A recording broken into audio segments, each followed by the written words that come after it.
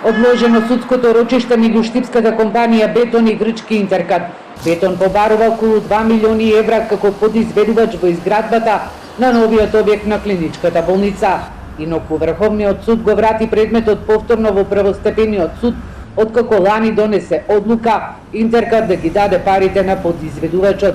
Сметката на грчката компанија беше блокирана, а Бетон по 2 наврати побара и стечај за главниот изведувач на штипската болница. Пред Основниот граѓански суд Скопје поднесени се 2 барања за покренување стечајна постапка од страна на АД Бетон Штип против Intracom Constructions Интеркат. И во двата наврати барањето е одбиено. Едното решение станало правосилно во ноември лани, а другото во февруари годинава. Банката за развој на Советот на Европа минатиот месец најави повлекување од проектот токму поради бавната динамика на изградбата. Сега намака се Министерствата за здравство и финансии, кои треба да најдат нови финансиери, а кои треба да обезбедат 14 милиони евра за доизградба на објектот.